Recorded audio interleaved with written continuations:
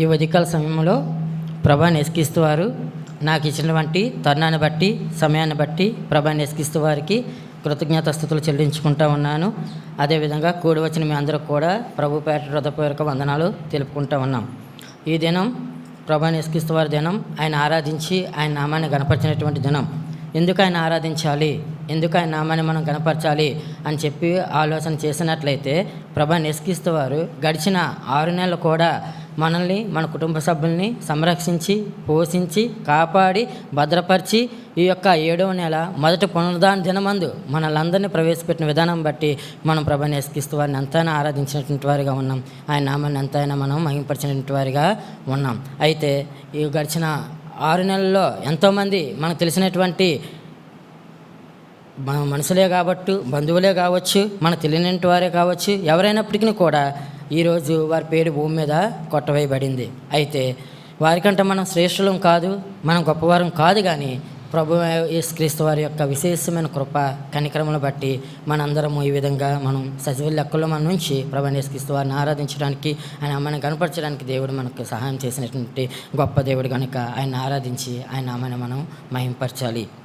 అయితే ప్రభు యేసుక్రీస్తు వారిని ఆరాధించే ముందుగా ప్రభు యేసుక్రీస్తు వారి లేఖన భాగాల్లో కొన్ని తలంపులు మనకు తెలిసినటువంటివి చూసుకొని ప్రభు యేసుక్రీస్తు వారిని ఆరాధించి ఆయన నామాన్ని మనం మహింపరుద్దాం. యెషయా గ్రంథము 53వ అధ్యాయము. యెషయా గ్రంథము 53వ అధ్యాయము 3 నుంచి 5 వచనాలు మార్చి చదువుకుందాం. యెషయా గ్రంథం 53వ అధ్యాయము 3 నుంచి 5 వచనాలు. అతడు తుణీకరింపబడు వాడు ఆయను, మనుషుల వలన విసర్జింపవాడును, వ్యసనాక్రాంతుడిగాను, వ్యాధిని అనుభవించుడుగాను, మనుషులు చూడనొల్లని వాడిగాను ఉండెను. అతడు తుణీకరింపబడిన వాడు గనుక మనం అతనిని ఎన్నిక చేయకపోతేమి.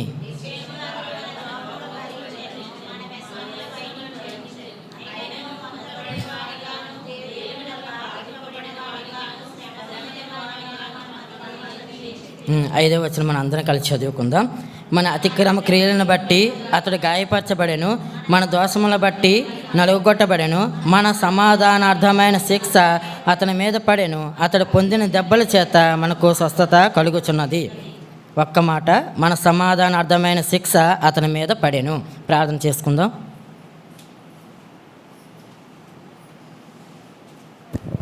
ప్రేమనమ్మటువంటి ప్రియ పరలోకపు తండ్రి, ఆశ్చర్యకర ఆలోచనకర్త యేసయ్య, మీ గణమానామాన్ని కొందనాలు స్తోత్రాలు చెల్లించుకుంటూ ఉన్నాను. అలుపును అయ్యగ్గును ఎందుకు పనికిరైనటువంటి ప్రభా, అనేకమైనటువంటి ప్రభా యేసయ్య తండ్రి, అపత్రమైనటువంటి పెదవులు, అపరితమైన ఆలోచనలు కలిగినటువంటి వాడును ప్రభా. నీ మాటలను చెప్పడానికైనాను ప్రభా, మిమ్మల్ని ప్రభా యేసయ్య తండ్రి మీ యొక్క నామాన్ని ఉచ్చరించడానికైనాను ప్రభా అర్హత లేనటువంటి వాడిని ప్రభు మీ పాదాల వద్ద వేడుకుంటూ ఉన్నాను. సహాయం దయచేయండి. నన్ను మీ సిలువుసారును మరుగుపరుచుకుని ప్రభు యేసయ్య తండ్రి మీ ఆత్మసాక్షం దయచేసి ప్రభు యేసయ్య తండ్రి కొద్ది నిమిషాలు ప్రభు యేసయ్య తండ్రి మిమ్మల్ని ఆరాధించడానికి, మీ నామాన్ని గణపరచడానికి ప్రభు యేసయ్య తండ్రి సహాయం దయచేసిందిగా ప్రార్థిస్తూ ఉన్నాం. ప్రభా, ఆత్మతోను సత్యముతోను యథార్థముగా ప్రభు యేసయ్య తండ్రి మీరు మా జీవితంలో చేసినటువంటి మేలును ప్రభు యేసయ్య తండ్రి గుర్తు చేసుకున్న వారమే ప్రభా మిమ్మల్ని ఆరాధించి గణపరచడానికి ప్రభు కృపణాంశం సహాయం చేసిందిగా ప్రార్థిస్తూ మహిమ గంత ప్రభావం మీకే చెల్లించుకుంటూ ప్రభు యేసుక్రీస్తు వారి అత్పరిశుద్ధ నామములో ప్రార్థించి బతిమలాడి వేడుకుంటున్నాం పరమ తండ్రి, ఆమేన్.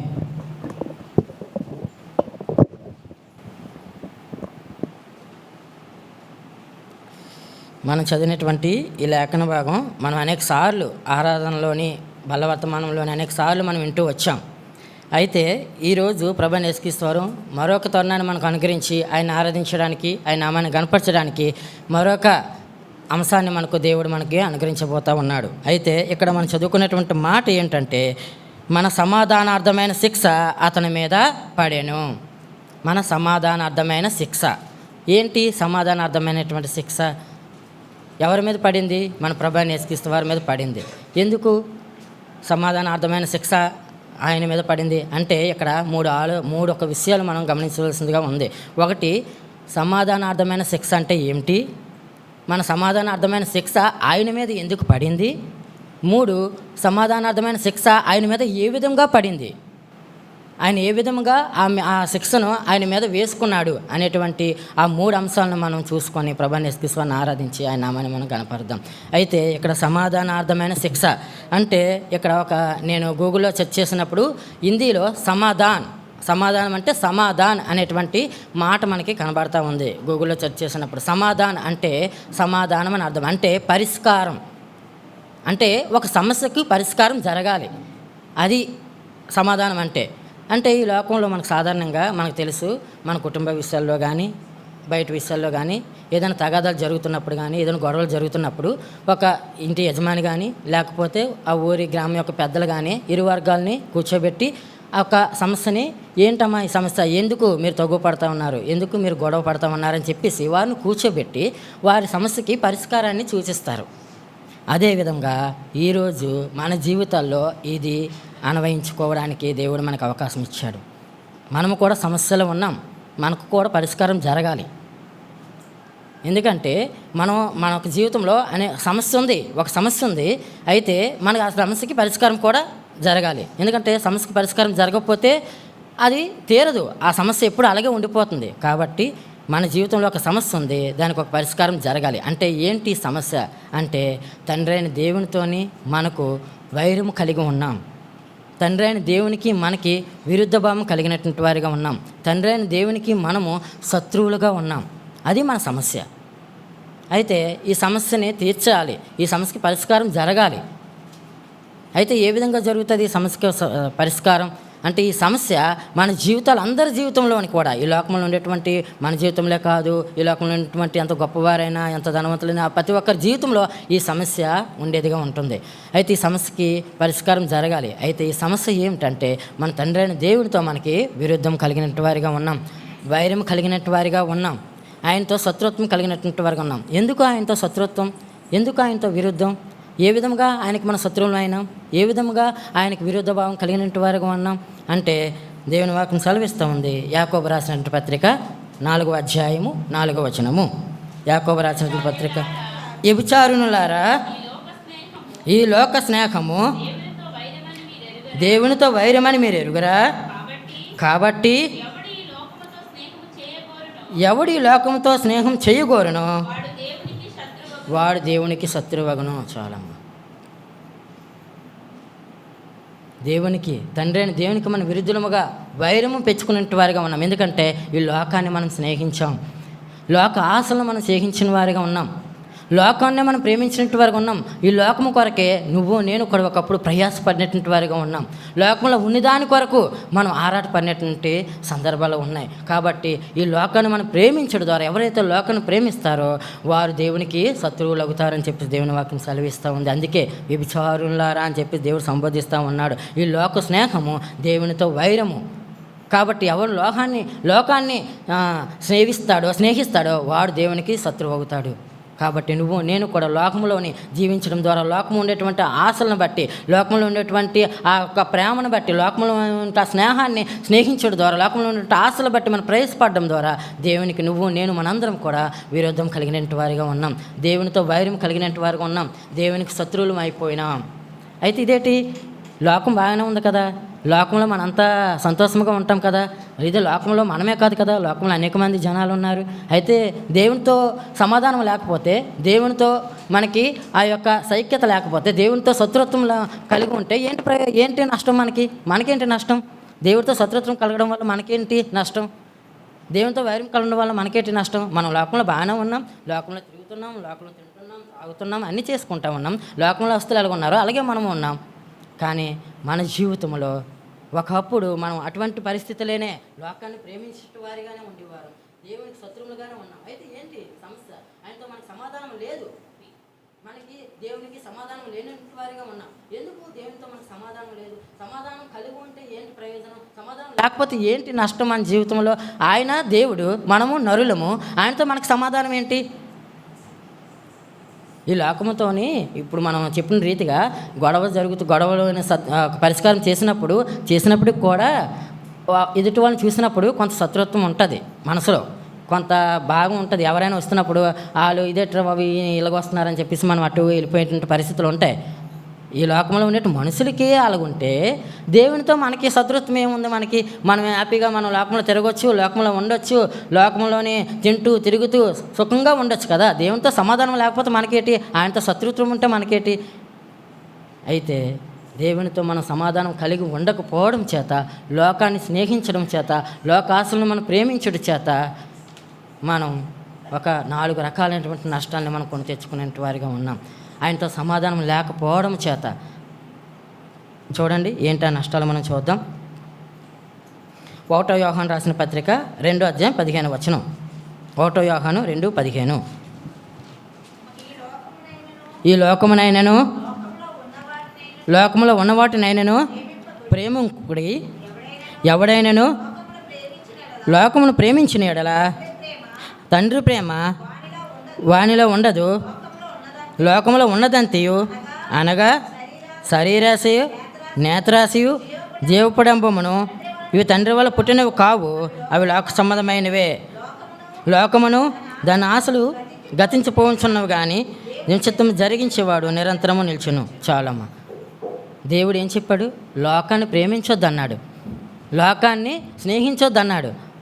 ఎవరైతే లోకాన్ని చేయిస్తారో తండ్రి ప్రేమ వారిలో ఉండదు, వారు లోక సంబంధులు, అపవాద సంబంధులు అని చెప్పి దేవుడు చెప్తా ఉంటే, మనమేమొచ్చి ఆ దేవునితో సమాధానం కలగకుండా మనం లోకాన్ని ప్రేమించి, మనం లోకం ఉన్నాసలను ప్రేమించి, లోకాన్ని స్నేహించడం ద్వారా ఆయనకి మన శత్రువులు అయిపోయినాం, ఆయనతో సమాధానాన్ని కోల్పోయాం. ప్రభువైన యేసుక్రీస్తు తండ్రి అయిన దేవునితో మన సమాధానం కోల్పోయినటువంటి పరిస్థితిలో ఉన్నాం. ఆయనకి వైరం కలిగించినట్టు వారిగా ఉన్నాం. ఆయనకి మనకి వైరం ఉంది.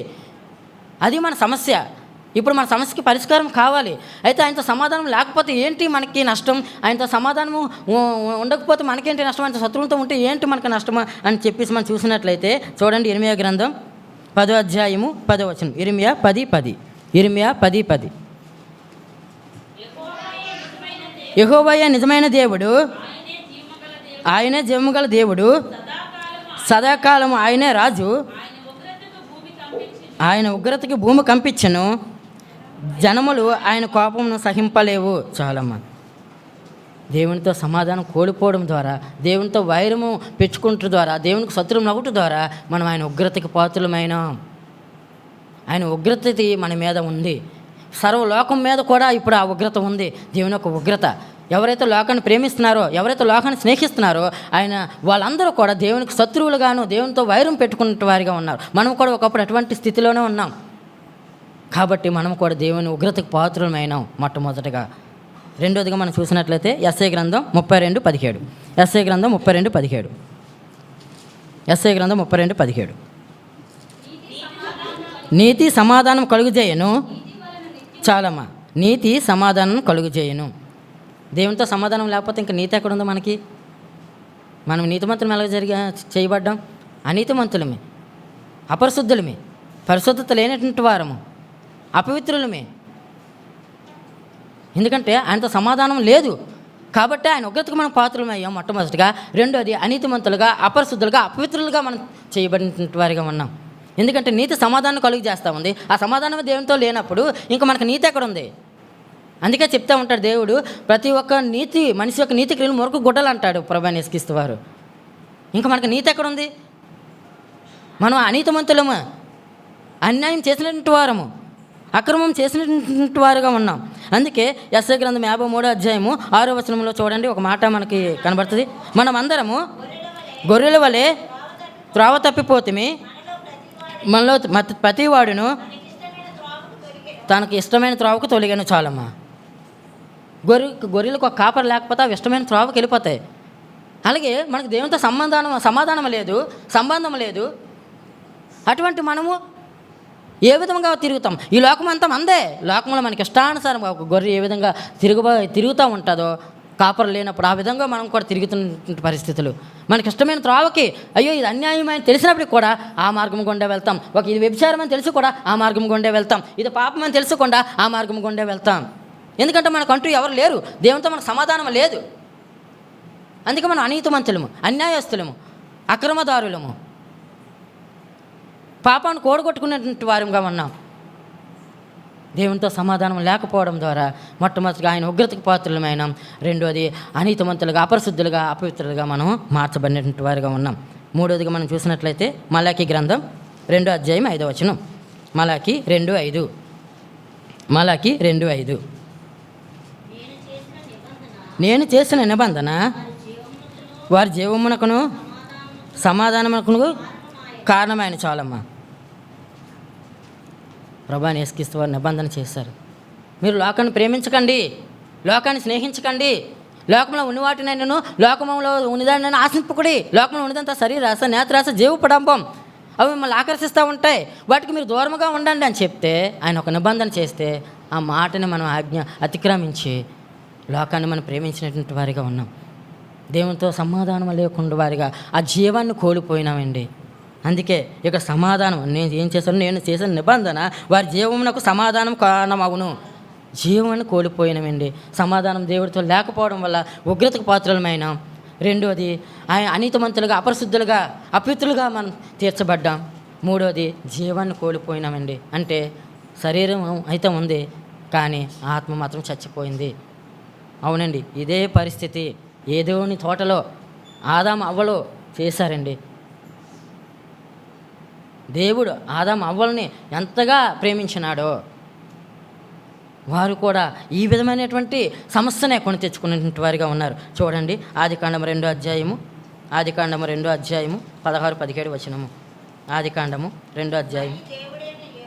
మరియు దేవుడైన యెహోవా ఈ తోటలో ఉన్న ప్రతి వృక్ష ఫలములను నువ్వు నిబ్రాంతంగా తినవచ్చును, అయితే మంచి చెడులు తెలివినిచ్చు వృక్ష ఫలమును తినకూడదు, నువ్వు వాడు తినమనా నిశ్చయముగా చచ్చేదవని నరునికి ఆజ్ఞాపించిన. చాలమ్మా, చచ్చిపోయాడు ఆదాము, ఆత్మీయంగా చనిపోయినాడు. ఏదైనా తోటలో అయితే దేవుడితో సంతోషంతో ఆనందంతో ఉన్నాడో, ఏ ఆజ్ఞ అయితే దేవుడు చేసినాడో, ఏ నిబంధన అయితే చేసినాడో దేవుడు, నీకు ఆదాము మొత్తం ఏదైనా తోట అంతా నీకు ఇచ్చాను, నీ ఇష్టం వచ్చినటువంటివి ఏ చెట్టు ఫలమైన నిర్భయంతముగా తిను, కానీ ఈ మంచి చెడులను తెలివినిచ్చే చెట్టు జోలికి మాత్రం వెళ్ళకయ్యా అన్నాడు. నువ్వు నేను కూడా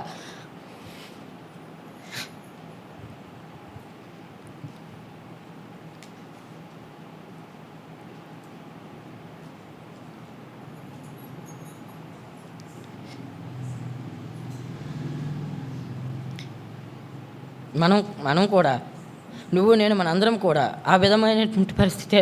దేవుడు లోకాన్ని ప్రేమించొద్దు, లోకంలో ఉన్నదంతా శరీరాశ, నేత్రాశ, జీవబ్రహ్మం అని చెప్పినప్పటికి కూడా దేవునితో వైరాన్ని తెచ్చుకున్నాం, ఆయనతో సమాధానం కోల్పోయినాం, ఉగ్రతకు పాత్రలు అయినాం, అనీతిమంతులుగా, అపవిత్రులుగా, అపరిశుద్ధులుగా తీర్చబడ్డాం, జీవాన్ని కోల్పోయినాం, చచ్చిపోయినాం.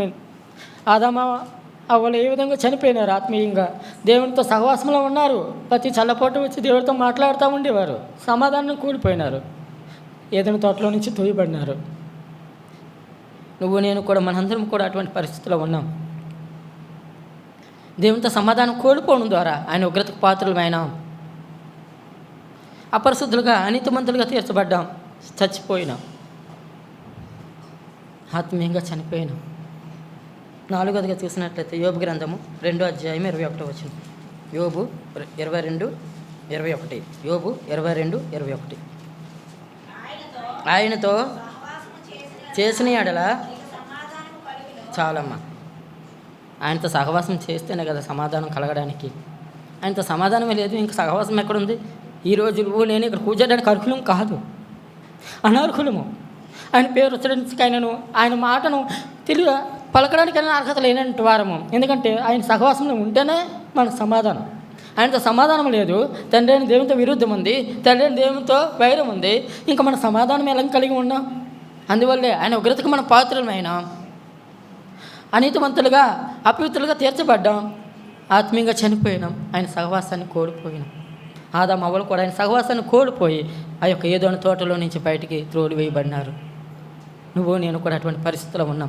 ఈ 4 గింతల నష్టాన్ని దేవునితో సమాధానం లేకపోవడం చేత, లోకాన్ని ప్రేమించడం చేత, లోకంలో ఉన్న ఆశలను, లోకంలో ఉన్నటువంటి శరీర నేత్ర జీవ డంబాలను ప్రేమించడం ద్వారా, స్నేహించడం ద్వారా దేవునికి వైరం కలుగజేసి, దేవునితో వైరం పెట్టుకొని మన దేవునికి శత్రువులం అయిపోయినామండి.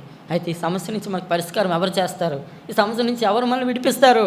మనకు సమస్య ఉంది, ఇది మన సమస్య, ఈ సమస్య నుంచి పరిష్కారం జరగాలి. ఎవరు చేస్తారు ఈ పరిష్కారం? ఏ మనుషుడు చేస్తాడు ఈ పరిష్కారం? మన బంధువులు కానీ, మన తల్లిదండ్రులు కానీ, మన స్నేహితులు కానీ ఎవరు చేయలేరండి. నువ్వు ఎంత దూరం వెళ్ళినా, ఎక్కడికి వెళ్ళినా సరే ఈ యొక్క పరిష్కారం నీకు జరగదు. ఎందుకంటే నీ సమస్య అటువంటిది. ఆత్మీయంగా చనిపోయాం, సహవాసాన్ని కోల్పోయాం, అపరిశుద్ధులం అయిపోయినాం, దేవుని ఉగ్రతకు పాత్రలం అయిపోయినాం. ఈ 4 నష్టాలను మనం కొని తెచ్చుకున్నాం. ఎవడైతే ఆత్మీయంగా చనిపోయినాడో వాడు రెండవ మరణానికి పాత్రుడు. మరణమును ముద్రలోకమును ఆ యొక్క అగ్నిగుండంలో పడవేయబడుతుందని చెప్పేసి దేవుని వాక్యం సెలవిస్తూ ఉంది. ప్రకటన గ్రంథం 20:4. ప్రకటన 20:14. ప్రకటన 20:14. మరణమును మృతులలోకమును అగ్నిగుండములో పడవేయబడిను. ఈ అగ్నిగుండము రెండో మరణము. చాలమ్మ, మనం ఆ నిత్య నాశనానికి, ఆ నిత్య నరకాగ్నికి, ఆ రెండో మరణానికి పాత్రులమండి. ఈ 4 నష్టాలు కొని తెచ్చుకున్న ద్వారా, ప్రభువుని యేసుక్రీస్తు తండ్రి అయిన దేవునితో మనము సంబంధాన్ని కోల్పోయేట ద్వారా, ఆయనతో వైరం తెచ్చుకోవడం ద్వారా, ఆయన శత్రులు మగుట ద్వారా ఈ 4 నష్టాలను మన జీవితంలో కొని తెచ్చుకోవడం ద్వారా ఆయన ఉగ్రతకు పాత్రలమైనాం, ఆయన సహవాసాన్ని కోల్పోయినాం, అపరిశుద్ధులుగా అనీతిమంతులుగా చేయబడినాం, జీవాన్ని కోల్పోయి ఆత్మీయంగా చనిపోయినటువంటి పరిస్థితిలో ఉన్నాం. ఈ 4 విషయాలు నన్ను కూడా ఆ నిత్య నాశనానికి, ఆ నిత్య నరకాగ్నికి నన్ను తోడుకొని పోయినటువంటి పరిస్థితిలో ఉన్నాం. ఈ సమస్య నుంచి ఎవరు మనల్ని విడిపిస్తారు? ఎవరు మనల్ని రక్షిస్తారు? ఎవరు మనకు పరిష్కారం చేస్తారు? అయితే ప్రభువుని యేసుక్రీస్తు, తండ్రి నేనున్నాను, నేను పరిష్కారం చేస్తాను. అయ్యో నా బిడ్డ, నేను సృష్టించాను కదా, నేను నిర్మించుకున్నాను కదా, నేను పరిష్కారం చేస్తాను అని చెప్పి తండ్రి అయిన దేవునితో, నీకు నాకు, మానవుడికి నీకును మధ్యలో నేను మధ్యవర్తిగా ఉంటాను, నేనే పరిష్కారం చేస్తాను, మీ ఇద్దరికి సమాధానాన్ని చేకూరుస్తాను అని చెప్పి ప్రభువుని యేసుక్రీస్తు ఆయన నన్ను ప్రేమించడం ద్వారా ఆ యొక్క పరలోకాన్ని విడిచిపెట్టి భూలోకానికి వచ్చి తండ్రితో నీకు నాకు సమాధానం కలుగజేసినట్టు గొప్ప దేవుడు. రోమిలికి రాసిన పత్రిక 5:8. రోమిలికి రాసిన పత్రిక 5:8. అయితే దేవుడు మన ఎడల తన ప్రేమను వెల్లడపరుచుచున్నాడు. ఎట్లనగా మనం ఇంకను పాపులమై ఉండగానే క్రీస్తు మన కొరకు చనిపోయాను కాబట్టి ఆయన రక్తము వలన ఇప్పుడు నీతిమంతులుగా తీర్చబడి మరింత నిశ్చయముగా ఆయన ద్వారా ఆ ఉగ్రత నుంచి రక్షించబడదాము. 10వ వచనం కూడా అమ్మ. అనగా మనం ఇంకా శత్రువులుగా ఉండగానే ఆయన కుమారి మరణము ద్వారా మన దేవునితో సమాధానం పరచబడిన ఎడల సమాధానపరచబడిన వారమై ఆమెను జీవించుడి చేత మరి నిశ్చయముగా మనం రక్షించబడదాము. అవునండి, నీకు నాకు పరిష్కరించడానికి ఆ ప్రభువుని యేసుక్రీస్తు తన తండ్రి అయిన దేవుడు తన ప్రియ కుమారుణ్ణి ఈ లోకానికి పంపించి నీకు నాకు ఆ యొక్క పరిష్కారం చేయడానికి ఆయన నీ యొక్క సమాధానార్థమైన శిక్ష, నా యొక్క సమాధాన శిక్ష ఆయన మీద పడిందండి. అది సమాధానార్థమైన శిక్ష అతని మీద పడడానికి కారణం ఇది. ఈ 4 విషయాలు: మన ఉగ్రత, మన యొక్క అవినీతి, అపరిశుద్ధత, సహవాసం కోల్పోవుట, జీవం లేకుండా ఉండుట. ఈ 4 నష్టాలను ఈ ఒక సమస్యతో మనం బాధపడుతున్నప్పుడు ఈ సమస్యను పరిష్కారం చేయాలని చెప్పేసి ప్రభువుని యేసుక్రీస్తు ఆ యొక్క పరలోకాన్ని విడిచిపెట్టి తండ్రి దేవుడు ఆ ప్రభువుని యేసుక్రీస్తు పంపించి నన్ను ప్రేమించడం ద్వారా, ఆయన మరణం ద్వారా నీకు నాకు దేవునితో తండ్రి అయిన దేవునితో సమాధానం చేకూర్చినట్టు గొప్ప దేవుడు అండి మన ప్రభువుని యేసుక్రీస్తు. ఈ 4 విషయాలు నష్టపోయిన మనల్ని ఆయన ఉగ్రత నుంచి తప్పించినాడు సమాధానం కలుగుట ద్వారా. ఆయన రక్తము వల్ల మనం నీతిమంతులుగా తీర్చబడ్డాం, పరిశుద్ధులమైన ఆయన కుమార్తెలుగా చేయబడ్డాం, ఆయన సహవాసాన్ని కలిగి ఉన్నాం, నిత్య జీవాన్ని కలిగి ఉన్నాం. ఎందుకంటే ఆయన జీవించిన ప్రకారం మీరును నాతో జీవించనని చెప్పేసి దేవుని వాక్యం సెలవిస్తూ ఉంది. ఎవరైతే కుమారుని యందు తండ్రి యందు విశ్వాసం ఉంచుతాడో వారు నిత్య జీవం కలిగిన వాడని దేవుని వాక్యం సెలవిస్తూ ఉంది. ఇంకా మనకు మరణం లేదు. ఆ నిత్య నరకాగ్ని నుంచి, ఆ నిత్య నాశనం నుంచి నన్ను తప్పించి నిత్య జీవంలోకి నడిపించినట్టు గొప్ప దేవుడు అండి. ఈ 4 అంశాలు కోల్పోయిన మన జీవితంలో ఈ 4 అంశాలను తిరిగి మళ్ళీ సమకూర్చిన గొప్ప దేవుడు అండి. ఉగ్రత నుంచి తప్పించాడు, సహవాసాన్ని అనుగ్రహించాడు, మనల్ని పరిశుద్ధులుగాను నీతిమంతులుగాను చేశాడు, తన రక్తము ద్వారా మనకు నిత్య జీవాన్ని అనుగ్రహించాడండి, జీవాన్ని కలిగజేశాడు, ఆత్మీయంగా మనల్ని జీవింపజేశాడు. ఆత్మీయంగా జీవించిన ప్రతి ఒక్కడు కూడా నిత్య జీవానికి వారసుడండి. ఎంతో గొప్ప దేవుడు. నీకు నాకు నీ సమస్యను పరిష్కరించడానికి ఆయనే ప్రాయశ్చిత్తముగా పరిష్కారముగా రావాల్సి వచ్చిందండి. ఈ లోకంలో ఎవరూ లేరు, ఆయన ఒక్కడే పరిష్కార మార్గాన్ని మనకు చూపించినట్టు గొప్ప దేవుడు ప్రభువుని యేసుక్రీస్తు. ఎందుకంటే నిన్ను నన్ను ప్రేమించడం ద్వారా. అందుకే ఏ సహోదరుడును ఎవరి చేతను విమోచింపబడలేడు అని చెప్పి ప్రాయశ్చిత్తం చేయలేడు. కానీ దేవుని సన్నిధిలో ప్రాయశ్చిత్తం చేసినటువంటి ఒక్క దేవుడు ప్రభువుని యేసుక్రీస్తువారు. ఆయనే నీకు నాకు మన సమస్య నుంచి పరిష్కారానికి మార్గాన్ని చూపించినటువంటి గొప్ప దేవుడు అండి. ఈ 4 నష్టాల నుంచి మనల్ని విడిపించి 4 ఆశీర్వాదాలకు మన కారణభూతులుగా చేసినటువంటి గొప్ప దేవుడు అండి. ఇటువంటి గొప్ప దేవుడిని మనం ఆరాధించాలి, ఆయన అమ్మని కనపరచాలి. ఎంత గొప్ప ధన్యత అదేనండి. మన సమాధానార్థమైన శిక్ష ఆయన మీద వేసుకున్నాడండి. మనం మరణించాలి, మనం బలి అవ్వాలి, మనం రక్తం కార్చాలి. మనకు బదులుగా మన పాపాలు మన దోషములన్నిటినీ ఆయన మీద మోపుకొని ఆయన మన సమాధాన శిక్ష అతని మీద పడిందండి. ఆయన పొందిన దెబ్బల చేత మనకు స్వస్థత కలుగజేశాడు దేవుడు. మన పరిశుద్ధులుగాను నీతిమంతులుగాను చేశాడు. ఆయన సహవాసంగా మనకు అనుగ్రహించాడు. ఆయన కుమార్తెలుగా మనం చేసుకున్నాడు. మనకి నిత్య జీవాన్ని అనుగ్రహించినటువంటి గొప్ప దేవుడు అండి. ఉగ్రత నుంచి తప్పించాడు. ఇటువంటి గొప్ప దేవుని మనం ఆరాధించాలా, ఆయన అమ్మని కనపరచాలి. అయితే 3వదిగా ఆయన ఎంతగా తగ్గించుకున్నాడంటే, ఎంతగా ఆయన నీ కొరకు నా కొరకు ఆ యొక్క సమాధాన శిక్ష అతని మీద ఎంతగా పడిందంటే మనం చదువుకున్నాం పైన 3వ వచనం యెషయా గ్రంథం 53:3. ఆయన తృణీకరింపబడినవాడు, ఆయన మనుషుల వలన విసర్జింపబడినవాడు, ఆయన వ్యసనక్రాంతుడిగాను వ్యాధిని అనుభవించేవాడుగాను మనసు చూడనల్లవాడుగాను ఉండెను. ఆయన తృణీకరింపబడినవాడు, ఆయన గనుక మనం అతన్ని ఎన్నిక చేయకపోతే చాలమ్మ. ప్రభువుని యేసుక్రీస్తువారు దేవాది దేవుడు, సర్వసృష్టికర్తమైన దేవుడు, సర్వాధికారం కలిగిన దేవుడు.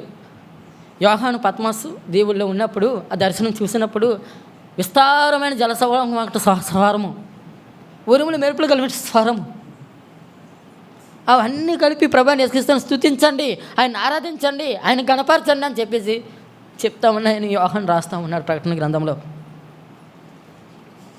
చూడండి, ప్రకటన 19:6. ప్రకటన 19:6. అప్పుడు గొప్ప జనసమూహం శబ్దమును, విస్తారమైన జలముల శబ్దమును, బలమైన ఉరుముల శబ్దమును, స్వరము, శబ్దమును పోలిన ఒక స్వరము, సర్వాధికారియు ప్రభువునగు మన దేవుడు ఏలుచున్నాడు, ఆయన స్తుతించుడి చాలని. అంత గొప్ప సర్వాధికారి అయిన దేవుడు, ఆయన ఏలుచున్నాడు, ఆయన రాజులకు రాజు, భూత భవిష్యత్ వర్తమాన కాలంలో ఉండేటువంటి ఆ దేవుడు, సర్వసృష్టికర్త అని దేవుడు తృణీకరింపబడ్డాడండి. వ్యసనకాంతుడిగా, చూడనటువంటి వాడిగా, విసర్జింపబడినటువంటి వాడిగా, ఆఖరికి ఎన్నిక లేనటువంటి వాడు అయిపోయాడంటే ఎంతగా ఇదైపోయాడండి ప్రభువుని యేసుక్రీస్తువారు. ఎంతగా నీ గురించి నా గురించి ఆ యొక్క సమాధాన దృష్టి అతని మీద పడింది. అసలు యాక్చువల్గా ఎవరు తృణీకరింపబడతారు తెలుసా? చూడండి, ఒక మాట చూద్దాం, ఎవరు తృణీకరింపబడతారు. సంఖ్యాకాండము 15:30. సంఖ్యాకాండం 15:30. అయితే దేశమందు పుట్టినందే కానీ పరదేశే కానీ ఎవడైనాను సాహసించి పాపం చేసినాడలా వాడి యెహోవాను చాలమ్మ తృణీకరించేవాడు. మానవుడు పాపం చేయడం ద్వారా తృణీకరింపబడినవాడు. అసలు యాక్చువల్గా నువ్వు నేను తృణీకరింపబడాలి, నువ్వు నేను విసర్జింపబడాలి. ఎందుకంటే అక్కడ రాయబడతా వస్తుంది. అదే ద్వితీయోపదేశకాండము 32:17. ద్వితీయోపదేశకాండము 32:17. ద్వితీయోపదేశకాండము 32:17. వారు దేవత్వము లేని దెయ్యములకు, తమ ఎరగని దేవతలకు, కొత్తగా పుట్టిన దేవతలకు, మన పితరులు భయపడిన దేవతలకు బలి అర్పించరి, నేను పుట్టించిన ఆశ్రయదుర్గమును విసర్జించరి. చాలా నువ్వు విసర్జించబడాలా. అన్ని దేవతలు పూజించడం ద్వారా, దైవత్వం లేనటువంటి విగ్రహాలను పూజించడం ద్వారా మనం విసర్జించబడాలా, మనం తృణీకరించబడాలి. మనం చేసిన పాపం ద్వారా మనం తృణీకరించబడాలి, మనం విసర్జించబడాలి. మనం వ్యసనకాంతుడిగా అంటే దుఃఖకాంతులుగా మనం చేయబడాలి, దుఃఖకాంతులుగా మనం ఉండాలి. మన జీవితం అంతా దుఃఖమే. ఎందుకంటే దావీదు చెప్తా ఉంటాడు, నా జీవితం అంతా, నా బ్రతుకంతా దుఃఖంతోనే నేను వెలబుస్తూ ఉన్నాను అని చెప్పేసి దావీదు చెప్తా ఉంటాడు. అవును, అందుకే మనిషి ఒక ఆయుస్సు 70 కాలము, అధిక బలం ఉంటే 80 సంవత్సరాలు. కానీ వాటి యొక్క ప్రయాస కేవలము దుఃఖము, ఆయాసమే. మనిషి ఈ జీవితంలో ఉన్నంత కాలం కూడా దుఃఖమే దుఃఖమే దుఃఖమే. నువ్వు నేను దుఃఖపడాలి, నువ్వు నేను దుఃఖించిన దుఃఖ కాంతులను అవ్వాలి. కానీ ఆయన దుఃఖ కాంతుడు అయినాడండి. ఆయన తృణీకరింపబడ్డాడు, ఆయన విసర్జింపబడినటువంటి వాడిగా అయినాడు, ఆయన చూడనిలాంటి వాడిగా అయిపోయినాడండి. వ్యాధిగ్రస్తుడు అయిపోయినాడు. అరికాలు మొదలుకొని నన్నెత్తి వరకు మనకు గాయాలు ఉన్నాయి, కొంచెమైనా స్వస్థత లేదు. హృదయం అన్నిటికన్నా మోసకరమైనది, అది భయంకరం వ్యాధి కలదని దేవుని వాక్యం సెలవిస్తూ ఉంది. అరికాలు మొదలుకొని నన్నెత్తి వరకు కొంచెమైనా స్వస్థత లేనటువంటి వారిగా ఉన్నాం, దుర్గంధంతో నిండిపోయిన ఉన్నాం, పిండబడలేదు, ఆ కట్టు కట్టబడలేదు. అటువంటి దుర్వాసనతో దుర్గంధంతో నిండిపోయినటువంటి మనము చూడనటువంటి వాడికి మనం ఉండాలి. ఏ మనుషులు కూడా చూడనటువంటి వాడు కాదు, ఎందుకంటే పాపంతో నిండిపోయినటువంటి వాడు కనుక. కానీ ఆయన చూడలేనటువంటి వాడిగా అయిపోయాడేటండి. సర్వాధికారి అయిన దేవుడు, ఆ సర్వ సృష్టికర్త అయిన దేవుడు, ఆ ప్రభాని ఎస్కిస్తేవారు ఆయన చూడలేనటువంటి వాడిగా అయిపోయినాడు. ఆఖరికి మానవుడు ఎన్నిక చేయడానికి మానవుడే పనికిరాడండి. బట్టి ఊపిరి ఇంతలో కనిపించేంతలో ఆవిరైపోయేటువంటి మానవ జీవితం మానవుడికైనా ఒక ఎన్నిక ఉంటుందేమో, కానీ ఆయనకి ఎన్నిక లేదండి. ఎన్నిక లేనివాడు అయిపోయినాడు. ఆయన ఎవ్వరూ ఎన్నిక చేయలేదు, మనుషుల వల్ల విసర్జించబడ్డాడు. మనుషుల వల్ల ఎన్నిక చేయలేని వాడిగా వ్యసనాక్రాంతుడిగా చేయబడ్డాడు. నీ గురించి నా గురించే ఆయన అంతగా ఆయన సమాధానార్థమైన శిక్ష అతని మీద పడిందండి. దేవుడు అతన్ని మొత్తాడని ప్రభుని ఎస్కిస్తూ వారిని తండ్రి అయిన దేవుడు ఆయనతో సమాధానం కలిగి ఉండడం కొరకు ఇదంతా ప్రభుని ఎస్కిస్తూ వారు నీ కొరకు నా కొరకు ఆ పరిష్కారాన్ని మార్గాన్ని చూపించేటువంటి గొప్ప దేవుడని నీ సమస్యకి నా సమస్యకి ఆయన మీద ఈ యొక్క తృణీకారము, ఈ యొక్క వ్యసనము, ఈ దుఃఖ కాంతుడు అయిపోయినాడని ప్రభుని ఎస్కిస్తూ వారు అంతా చూడలేని వాడిగా వ్యాధిగ్రస్తుడిగా చేయబడినాడు. ఎన్నిక లేనటువంటి వాడిగా తృణీకరించబడినాడు. ఆ దేవాది దేవుడు అంతగా మన యొక్క సమాధానార్థమైన శిక్ష అతని మీద పడిందండి. ఆయన పొందిన దెబ్బల చేత, ఆయన కాచిన రక్తము ద్వారా నీకు నాకు కూడా జీవాన్ని అనుగ్రహించినటువంటి గొప్ప దేవుడు. ఉగ్రత నుంచి తప్పించబడినాం, సహవాసాన్ని మనం కలిగి ఉన్నాం, ఆయన కుమార్తెలుగా చేసుకున్నాడు. మూడవదిగా మనకి అపరిశుద్ధులమైనటువంటి మనల్ని పరిశుద్ధులుగాను నీతిమంతులుగాను చేసినటువంటి గొప్ప దేవుడు. నాలుగవది నిత్య జీవాన్ని అనుగ్రహించినటువంటి వాడు. ఆత్మీయంగా చనిపోయిన మనల్ని జీవానికి వారసులుగా, నిత్య జీవానికి వారసులుగా చేసినటువంటి గొప్ప దేవుడు. ఆయనతో జీవించడానికి, యుగయుగాలు ఆయనతో ఉండడానికి మనకి కృపను అనుగ్రహించినటువంటి దేవుడు. ఆ తండ్రితో సంబంధం కలుపుట ద్వారా ప్రభుని యేసుక్రీస్తు మన సమస్యకి పరిష్కారముగా ఆయన ఉండటం ద్వారా ఇటువంటి గొప్ప దేవుని మనం ఆరాధించాలి, ఆయన నామమును మనం కనపరచాలి. దేవుడి లేఖన భాగం దీవించి ఆశీర్వదించును గాక. ఆమేన్.